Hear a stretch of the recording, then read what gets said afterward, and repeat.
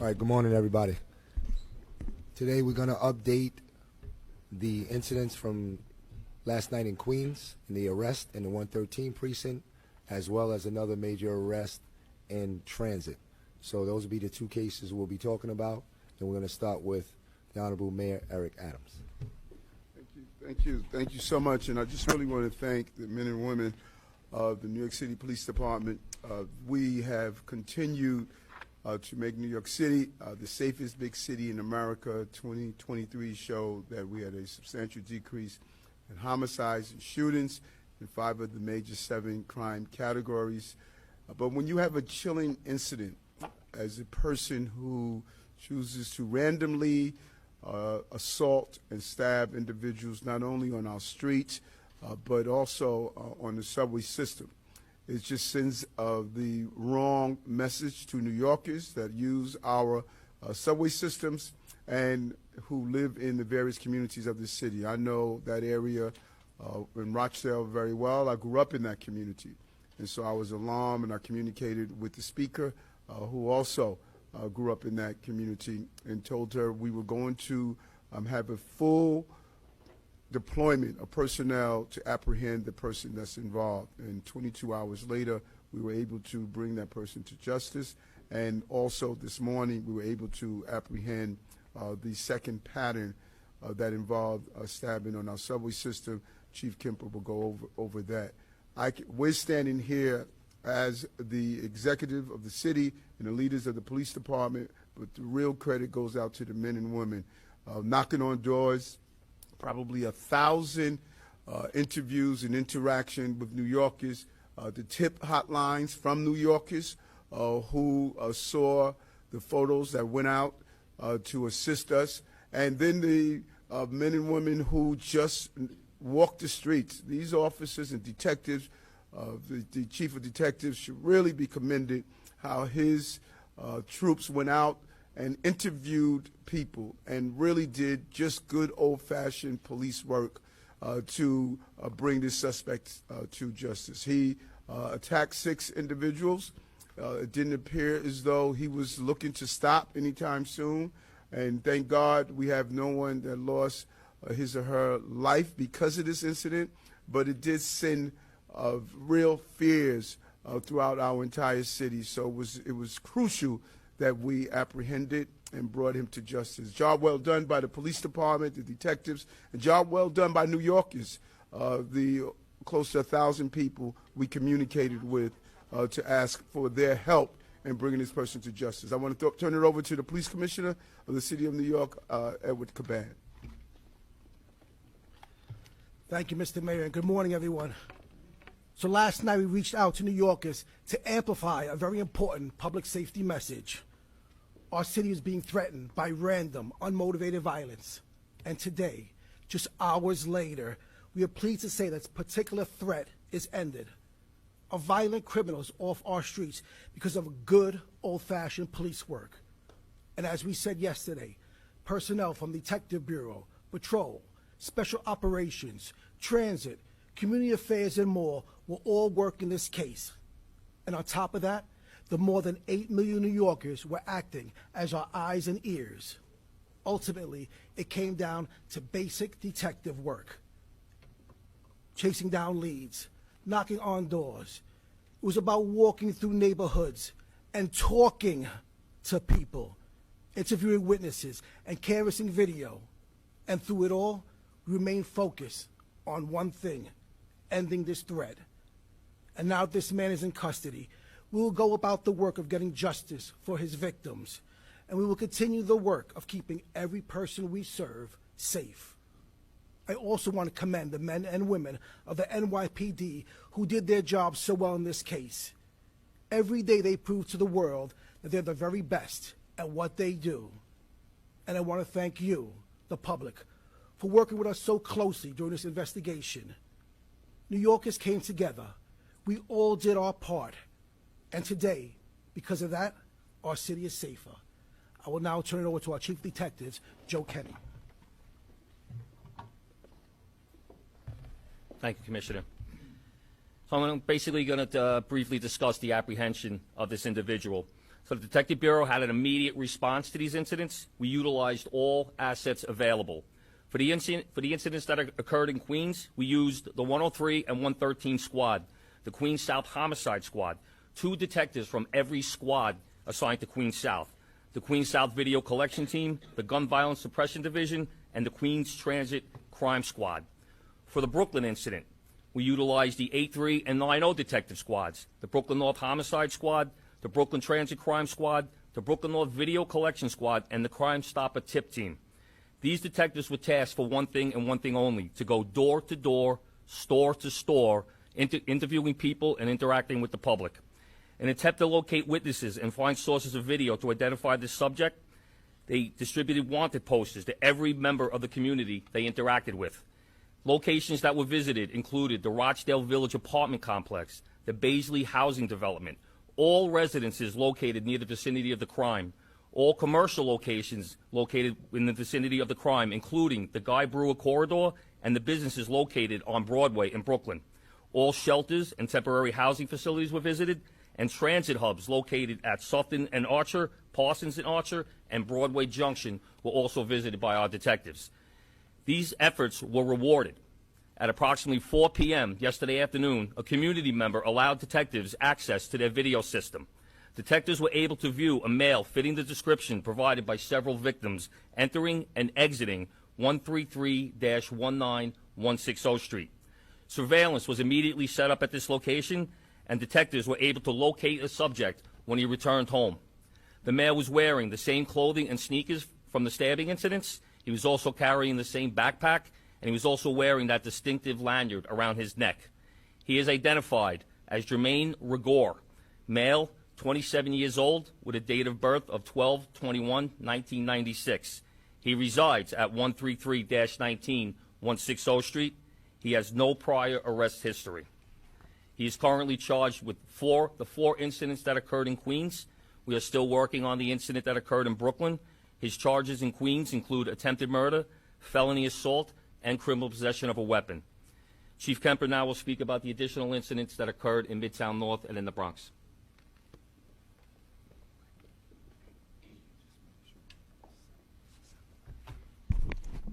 Thank you, Joe. So I'll talk about 2 stabbing incidents that occurred yesterday, one in the Bronx, one in Manhattan, both in transit.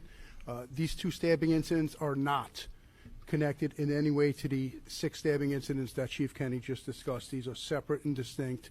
Nonetheless, 2 incidents where our perpetrator came upon victims and stabbed them unprovoked. The first incident occurs yesterday at about 6 o'clock in the morning on a D train in Manhattan at 59th Street and Columbus Circle, where we have a 42-year-old male victim on the train, and he's stabbed one time to his right shoulder by the perpetrator. Our second incident occurs about an hour and a half later at 7:30 a.m. On a 2 train in the Bronx at East 174th Street, where we had a 19-year-old male who was stabbed one time to his left arm while he was on the train unprovoked. Quickly after both these incidents occurred, we learned and we realized that they were linked and they were connected, and that the same individual would be responsible for both. How we came upon that was through video, and we often talk about the video in the subway system, how much there is and how valuable it is. You know, based upon collecting that video, images were distributed to all transit offices and police officers throughout the city.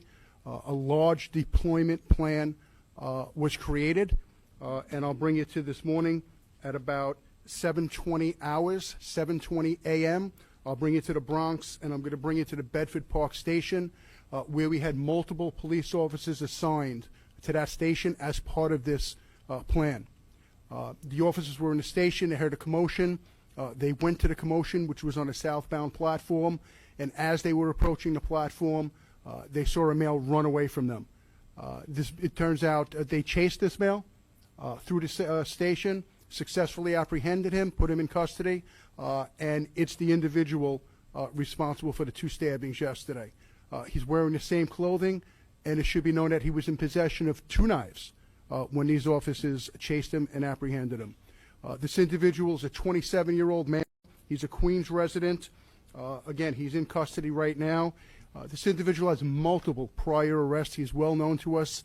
His arrest history includes 5 arrests just in the last 12 months alone, ranging charges from assault to sex crimes. He is in custody, and charges are pending. Thank you. All right, so we'll take questions on both incidents. Miles. He was charged with 3 counts of attempted murder, but there were 4 incidents. Can you talk about that? And has he been linked to Brooklyn as of yet? So right now, he's being charged with attempted murder in the incidents that occurred on January 16th and the 2 incidents that occurred yesterday in the 113 precinct. As of right now, he's only being charged with assault on the 4th incident that occurred yesterday, but still working with the Queens District Attorney's Office. That could change. He is definitely linked to the incident that occurred on the J train yesterday.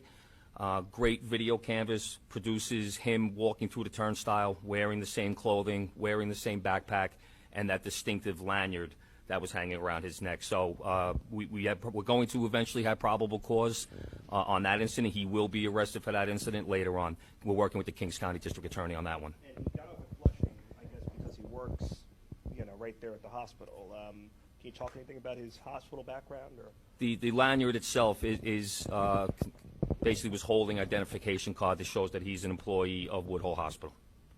We're going to go to John Doyle. Hold on one second, Carl. Doc, you want to just come up and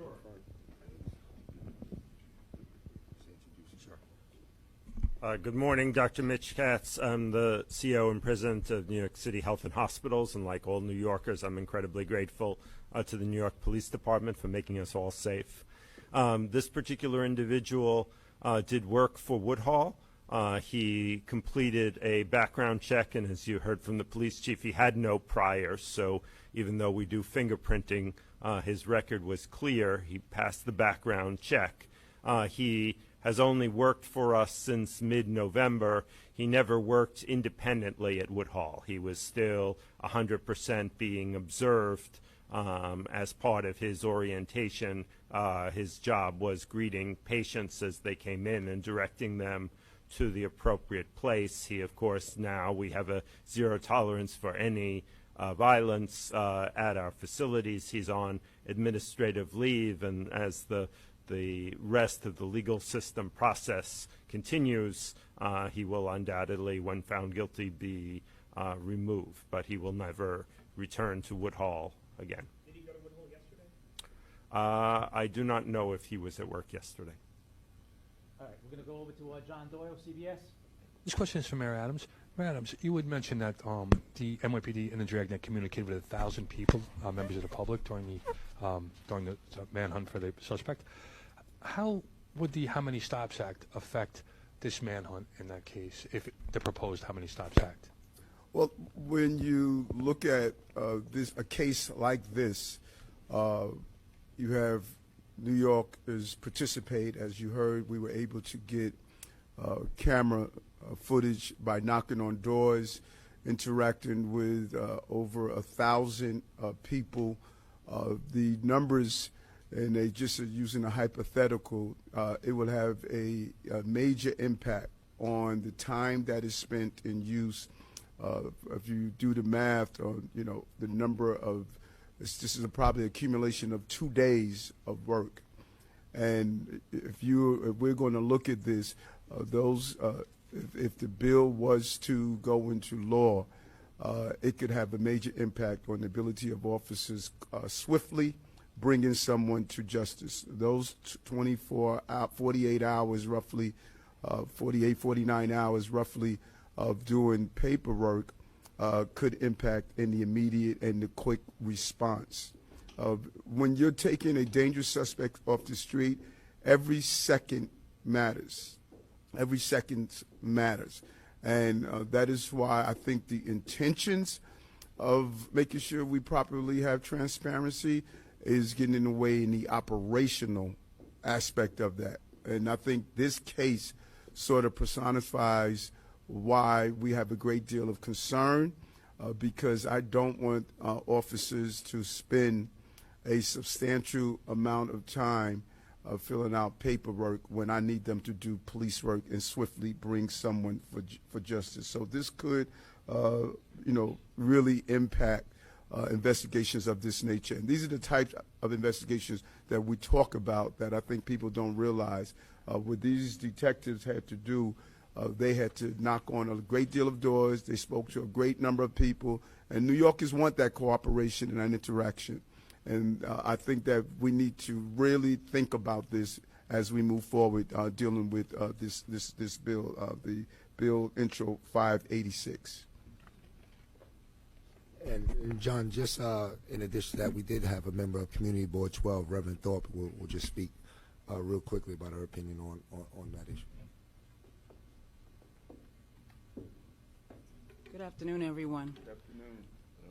And good afternoon, Mr. Mayor and everyone else that's here. I know that what I'm going to say may not be popular, but it's a reality. I'm a retired New York City police officer, and so what looks good on paper doesn't necessarily register in the street. For the work that was done yesterday in capturing that gentleman, and South Jamaica is grateful to the officers, the detectives, to the inspector, and to the precincts which are under my community board, the 103 and the 113. To have to take names and addresses of every single person that you speak to on the street, even just on a regular, normal basis, is not realistic. If you are stopping someone because there's a whole police thing going on, and so you're checking them for whatever reason, there's a suspicion, that's one thing. But for general conversation, no. That's taking up too much time. That's impeding the officers for the rest of the day to do paperwork. We don't want them tied up in paperwork. We want to see them visibly in the streets, on their posts, and in the community. And they should be able to interact and have conversations with community personnel, with community, without then going into, I need your name, I need your address, I need your... That type of information would then and could open up frustration, because now the community, not understanding this bill, will turn around, why do you need my name? Why do you need my address? And that will cause strife. And now you have an officer that's going to be stressed out because he's been told or she's been told, you must have this information or else. So let's not put them in that position. Let's not cause that type of strife. Let's just work with what we already have and make sure that that's done correctly. Thank you. All right, Juliet Papa, 1010 wins. Good afternoon. Could you tell me whether this person had any mental health history issues, on and off meds? And also, did he live in a private home or was that an apartment building? So he lived in a private home with some roommates. He's a new resident to Queens. He formerly lived out in Suffolk County in Wheatley Heights. Obviously through our computer work here in New York City, and naturally we reached out to Suffolk County Police Department as well. We've had no indication at all that he's had any kind. All right, Juliet Papa, 1010 wins. Good afternoon. Could you tell me whether this person had any mental health history issues, on and off meds? And also, did he live in a private home or was that an apartment building? So he lived in a private home with some roommates. He's a new resident to Queens. He formerly lived out in Suffolk County in Wheatley Heights. Obviously through our computer work here in New York City, and naturally we reached out to Suffolk County Police Department as well. We've had no indication at all that he's had any kind of mental difficulties. All right, we're going to go over to Mark Morales, CNN. How you doing? Anything on motive? Has he said anything as to why he wanted to do this? No, he didn't indicate any reason for the attack. He's provided no motive. And based on our investigation, it just seems the only incident that was provoked was the incident on the bus where there was an argument and a dispute over a seat on the bus. The other 5 incidents, including the one in Brooklyn, were random. The one in the 90 precinct in Williamsburg, we have witnesses stating he was pacing the train car prior. He stood over the victim, and as the train doors opened up on Flushing Avenue, he plunged a knife into his victim's chest and simply just walked off the train. No, not at this time. All right, we got Nicole Johnson, Pix 11. Just wanted to follow up on the motive. any indication he targeted specific victims? If you look at his victims, they range between members of the African American community, members of the Hispanic community. He's got males and females, and the ages are a wide range. So we don't think he was targeting any one group specifically. Once again, random attacks. All right, we got time for one or two more. Tom Tracy from the Daily News. Very quickly, the weapon was recovered. Can you talk a little bit about it? Was it a hunting knife? What kind of knife was it? At this point, from the video, it appears to be a hunting knife. He has indicated himself that weapon is in his backpack. We have not opened that backpack yet. We're waiting for a search warrant from the Queens District Attorney's Office. All right, this will be our last question. Miles Miller. One more thing about how it stopped. So Adrian Adams, before the end of last session, said, put forth this bill. It went to NYPD Intergov. It went to NYPD Legal. And she says the legal department is who made how many stops, more difficult in terms of reporting. Can you just talk about that?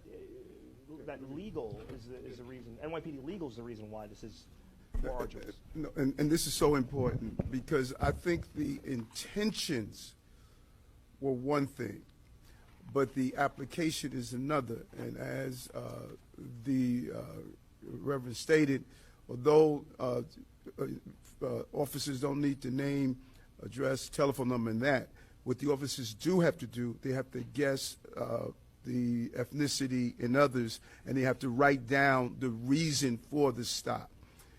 What the council did not understand is the definition of a level 1 is codified in a court ruling.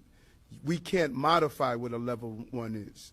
Any action we take to deliver service or that form of investigation requires that. So what they thought was possible is to modify the definition of a level 1, and we can't. So the New York City Police Department cannot say this is what a level 1 is going to do. That's codified in a court ruling. And based on that, all of the stops that these detectives took place, or knocking on doors, conducting an investigation, they all fall under the category of a level 1. And I believe there was a misunderstanding on exactly could we modify level 1. The council can't modify level 1, and we cannot modify level 1. That is defined by the by the ruling. And we there was so much energy put in of explaining and showing the description of this is what a level 1 is. If they would have excluded this type of inquiry, then I would stand next to them on a bill of that nature, because this is what I dedicated my life to doing, stopping abusive behavior, stop and frisk. They made the misunderstanding of level 1s cannot be modified. What these detectives did, the thousands of doors and interactions and stopping the public, each one of those interactions under this law, if it's in place, each one of those interactions, you're going to have to tell a basic list of items and then indicate why did you stop this person or why did you interact with this person in the first place. Mayor, could there be like a carve-out at some point where you have a massive manhunt and that could be an exception to doing all these people? And that is what we negotiated and tried to explain. Carve this out. If we're looking for a missing person, if someone stops and say, my daughter is missing, that should not fall under this. If I show 100 people this young girl that's missing, each one of those individuals I stop, before I move on, I must gather their information. That's taking seconds and minutes and hours away from finding. And so in the hypothetical, if this was in place, then each time these detectives interview someone or ask, do you know the suspect, they will have to document who this person is, and that's an accumulation of the amount of minutes that's going to take. We're talking about 49 hours, 2 days of actual footwork turned into paperwork. And that takes time off of apprehending a person who's out there assaulting New Yorkers. All right, thank you, everyone. Thank you for your time.